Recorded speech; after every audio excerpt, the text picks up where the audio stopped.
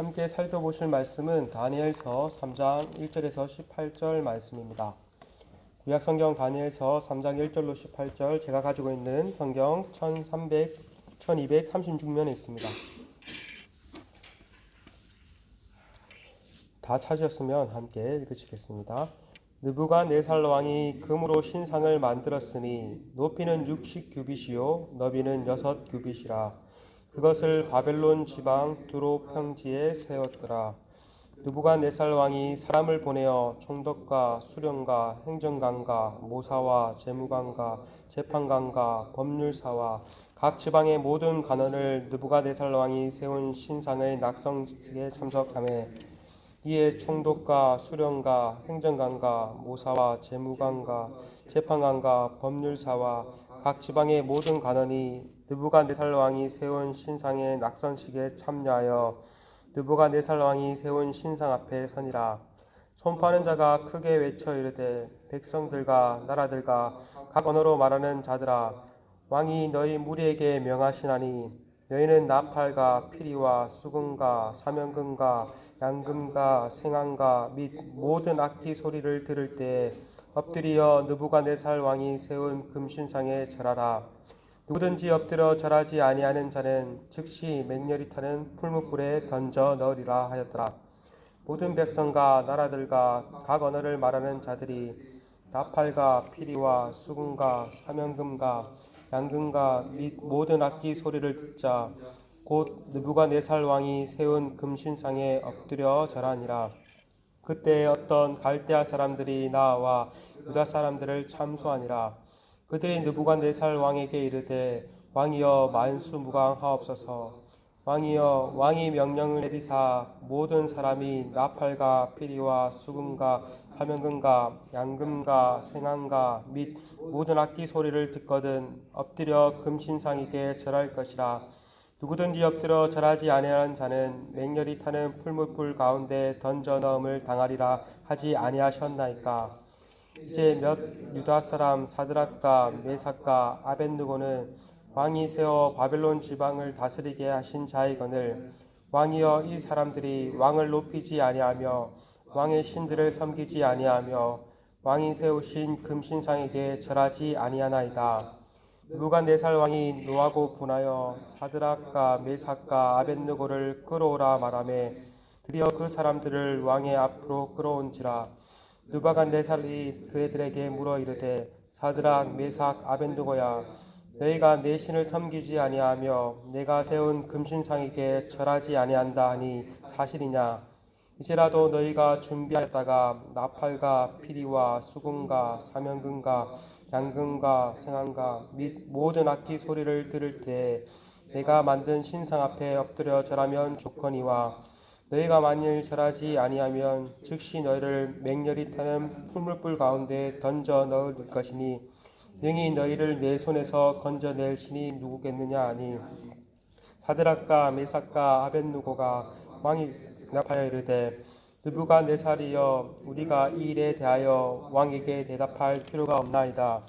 왕이여, 우리가 섬기는 하나님이 계시다면 우리를 맹렬히 타는 풀무불 가운데서 능히 건져내시겠고 왕의 손에서도 건져내시리다. 그렇게 하지 아니하실지라도 왕이여, 우리가 왕의 신들을 섬기지도 아니하고 왕이 세우신 금신상에게 절하지도 아니할 줄을 아옵소서. 아멘. 앞서 2장에서 느부갓네살 왕이 꿈을 꾸었고 하나님으로부터 계시를 받은 다니엘은 그 꿈의 내용은 물론 그 꿈의 의미를 알려주었습니다. 느부갓네살이 꿈에서 본 것은 무엇이었습니까? 바로 큰 신상이었습니다.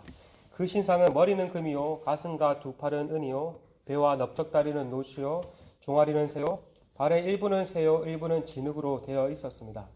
이것은 무엇을 의미했습니까? 다니엘의 해석에 따르면 금으로 된 머리는 느부갓네살로 대표되는 바벨론 제국을 가리켰고 그 후에 은과 녹과 새와 진흙으로 이루어진 것들은 바벨론 제국 이후에 일어날 각 제국들을 의미했습니다. 그런데 이 신상은 손에 대지 아니한 돌에 의해 흔적도 없이 사라질 것입니다. 손대지 아니한 돌이 신상의 가장 취약 부분인 발을 칠 것이고 신상은 바람에 나는 겨와 같이 살아 없어질 것이었습니다. 반면 신상을 친 돌은 큰 산을 이루어 온 세계에 가득할 것이라고 말을 하였습니다. 이것은 무엇을 의미합니까? 아무리 강한 제국이라 할지라도 끝이 있다는 말입니다. 특별히 손대지 아니한 돌로 대표되는 하나님 나라에 의해 무너질 것을 의미합니다. 하나님 나라는 돌과 같이 처음에는 미약하게 시작하지만 세상 나라를 무너뜨리고 결국은 큰 산을 이루어 영원히 서게 될 것을 의미하였습니다. 다니엘로부터 이것을 들은 느부갓네살은 다니엘과 그가 섬기는 하나님을 높이며 찬양하였습니다. 그렇다면 이후에 어떤 말이 등장했겠습니까? 느부갓네살 왕이 자신의 약함을 인정하고 하나님을 잘 섬겼더라라고 이렇게 마치면 되는데 오늘 본문을 통해서 그 반대의 일이 일어남을 보게 됩니다. 느부갓네살은 어떻게 행동했습니까? 오늘 본문 3장에 넘어가자 큰 신상을 세우게 됩니다. 3장 1절에 느부갓네살 왕이 금으로 신상을 만들었으니 높이는 60규빗이요 너비는 6규빗이라 그것을 바벨론 지방의 두라 평지에 세웠더라. 이 금신상은 오늘날 단위로 치면 높이가 약 30m, 너비가 약 3m가 되는 큰 신상이었습니다. 우시에 있는 영산대불의 크기가 제가 정확히 얼마가 되는지는 모르겠지만 아마도 그만큼 멀리서 봐도 보일 만큼 큰 신상이었습니다. 더군다나 평지에 세워졌다니 더 크게 눈에 띄었을 것입니다. 오늘 본문은 느부갓네살 왕이 금으로 세운 신상이라는 말이 거듭해서 드러나고 반복되고 있습니다. 그것은 앞서 느부갓네살의 꿈에서 나온 신상을 떠오르게 합니다.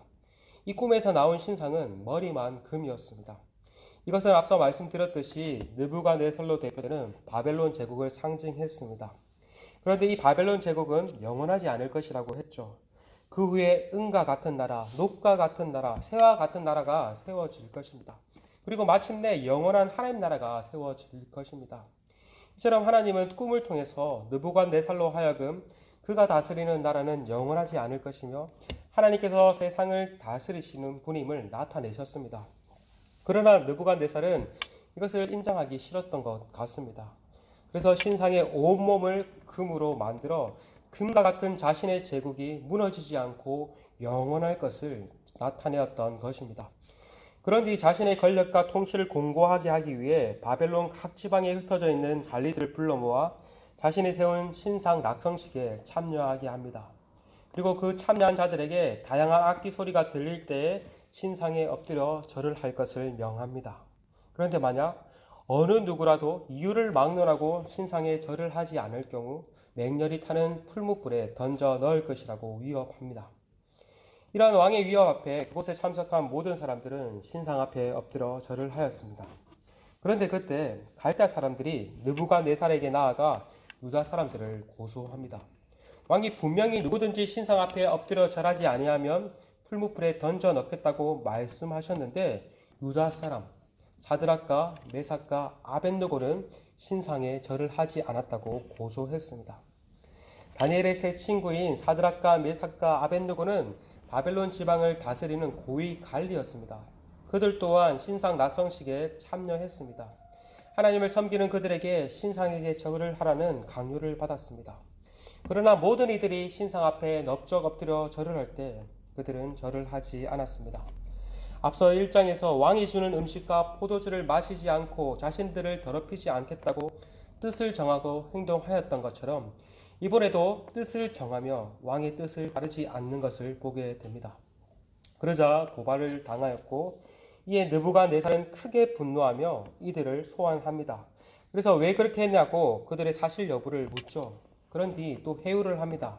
한 번 더 기회를 줄 테니 이제라도 신상 앞에 엎드려 절하면 용서해 주겠다. 그러나 만약 이번에도 절을 하지 않을 경우 가차없이 풀무불에 던져 넣겠다라고 협박합니다. 느부갓네살은 그들이 살고 죽는 것은 자신에게 달려있다라고 말한 것입니다. 자신이 신의 자리, 하나님의 자리에 올랐던 것입니다. 그런데 이러한 느부갓네살의 회유와 협박에 다니엘의 세 친구는 어떻게 행동을 합니까? 그들은 끝까지 믿음을 따라 행동함을 보게 됩니다. 16절에서 18절입니다. 사드락과 메삭과 아벳느고가 왕에게 대답하여 이르되 느부갓네살이여 우리가 이 일에 대하여 왕에게 대답할 필요가 없나이다. 왕이여 우리가 섬기는 하나님이 계시다면 우리를 맹렬히 타는 풀무불 가운데 능히 건져내시겠고 왕의 손에도 건져내시리이다. 그렇게 하지 아니하실지라도 왕이여 우리가 왕의 신들을 섬기지도 아니하고 왕이 세우신 금신상에게 절하지도 아니할 줄을 아옵소서. 대단한 믿음 아닙니까? 이들의 고백을 들으면 이들이야말로 세상이 감당하지 못하는 사람이구나 싶습니다. 느부갓네살 왕은 자신이 해요하고 협박하면은 당연히 이들이 두려워하며 신상에 엎드려 절할 것이라 생각했습니다. 그러나 오히려 그 결과는 반대였죠. 오히려 이들은 조금의 망설임이나 두려움 없이 믿음을 따라 행동했습니다. 느부갓네살은 이들의 생명이 자신에게 달려있다라고 협박했지만 이들은 자신의 생명이 인간 왕이 아닌 느부갓네살 왕이 아닌 진짜 자신들의 왕 하나님께 달려있다고 생각했습니다. 살아계신 하나님께서 자신들을 구원해 주실 것이며 만약 그리하시지 아니하실지라도 왕이 아닌 하나님만을 끝까지 섬길 것을 고백하였습니다. 오늘 매일 성경에 아주 제목을 잘 지었더라고요. 믿음의 저항이었던 것이죠. 죽을지언정 믿음을 버리지 않겠다는 것입니다. 죽을지언정 하나님의 백성으로서의 정체성을 잃지 않겠다는 신앙 고백이었던 것입니다. 이처럼 이들은 자신의 생명보다 하나님을 더욱더 사랑하고 신뢰하였던 것입니다. 아마도 이들의 신앙의 기감은 많은 신앙의 인들로 하여금 많은 도움과 본받음을 제공해 주었을 것입니다. 특별히 이들의 모습은 많은 핍박을 당하는 초대교회 성도들에게도 영향을 끼쳤을 것입니다.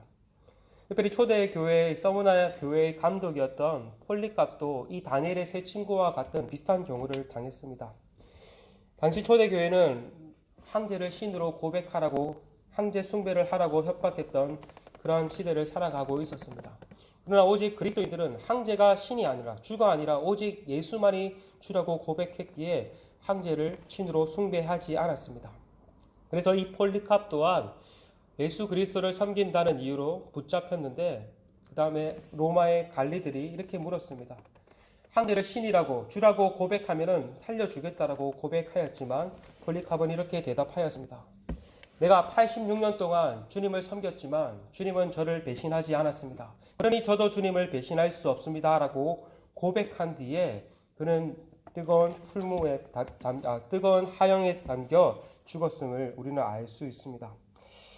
이처럼 폴리캅은 이러한 믿음을 따라 살다가 결국은 그의 인생은 죽음으로 마쳤습니다.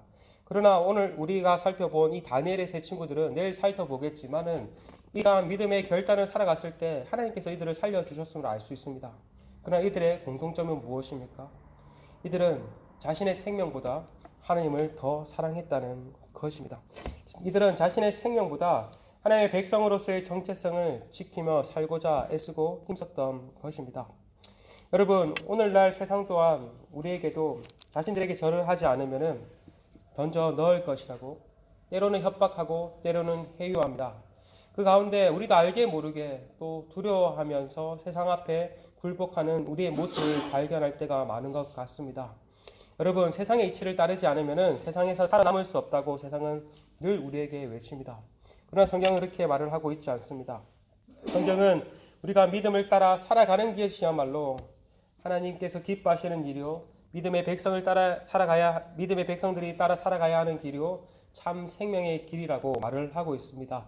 바라기는 오늘도 하나님께서 우리에게 더 크신 믿음을 허락하셔서 이런 세상 가운데 또 믿음을 따라 하나님의 백성의 정체성을 유지하며 살아가는 우리 모두가 되시기를 간절히 소망합니다. 시간 함께 말씀을 붙잡고 기도하며 나아갔으면 좋겠습니다. 오늘도 정말 하나님의 은혜 없이는 우리가 살 수 없는 것 같습니다. 다니엘의 세 친구 또한 이렇게 고백할 수 있었던 것 또한 하나님께서 은혜를 베풀어 주셨기 때문인 것 같습니다. 오늘도 우리가 어떠한 상황 가운데 믿음의 결단을 따라 하나님의 백성의 정체성을 잃지 않고 살아갈 수 있기를 고백하며 기도하며 나아갑시다. 우리 공동체가 정말 이러한 믿음의 결단과 고백을 드려지는 정말 그러한 공동체가 될 수 있도록 하나님 은혜를 허락해 달라고 시간 함께 기도하시며 나아가시겠습니다. 함께 기도하시겠습니다.